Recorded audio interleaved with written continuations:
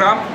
राम जन्मोत्सव समितीतर्फे दरवर्षीप्रमाणे यावर्षी पण भव्य अशी शोभायात्रा आपण हिंदू एकता दिवस म्हणून नांदेडमध्ये काढतो.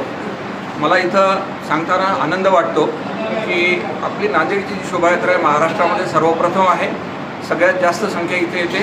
जवळपास 4 ते 5 लाख भाविक दर्शन घेतात आणि रस्त्यावर कमीत कमी 70 ते 75 हजार लोक पूर्ण वेळ दुपारी 1:30 ते रात्री 9:30 शोभायात्रेमध्ये सामील होतात. सगळेजण याच्यात आनंदी सहकुटुंब येऊन आनंदानं पूर्ण ते एन्जॉयमेंट करतात. आणि यावेळेस 11 आपण देखावे ठेवलेले आहेत.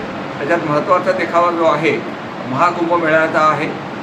त्यानंतर राष्ट्रभक्तीचा एक देखावा आहे आणि असे वेगवेगळे देखावे आणि सामाजिक संदेश, धर्मसंदेश आणि आपल्या भारतीय संस्कृतीचं दर्शन अशा सगळ्या पद्धतीचं जो अनेक पद्धतीनं आपण मेसेज देण्याच्या या शोभायात्रेचा प्रयत्न करतो. कुठून निघणार आहे रॅली? ही धर्म शोभायात्रा सुरुवातीला राम मंदिरामध्ये ते पालखीचं पूजन होतं. नंतर परत हनुमान चालीसा हनुमान मंदिरामध्ये होते. नंतर रेणुका माता मंदिरमध्ये त्यांची आरती होऊन तिथून मुख्य मूर्तीचं शोभायात्रेच्या जी मुख्य मूर्ती आहे आपली प्रभू रामाची त्याचं अनावरण होतं आणि तिथून टावरपासून साधारण 1:30 वाजता यात्रा सुरुवात होते.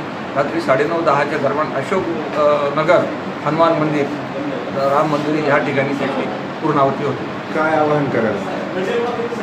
या ठिकाणी एकच आवाहन करेल की आज आपल्या देशामध्ये एकतेचं वातावरण व्हावं. हिंदूंनी जातीपाती सोडून एकत्र यावं आणि जे काही आपल्या देशाच्या समस्या आहेत सर्वांनी एकोप्याने सोडाव्या. एखाद्या समाजाची जर काही अवांतर गोष्ट वाटत असेल तर ती आपण चर्चेद्वारे सोडू शकतो.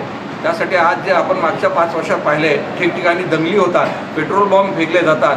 सर तन से जुदा करो ही आपली संस्कृती नाही असं मला वाटतं. त्या दृष्टीनं समाजाने आणि पत्रकारांनी समाजातल्या बुद्धिवंतांनी विचार करावा. धन्यवाद. जय श्रीराम.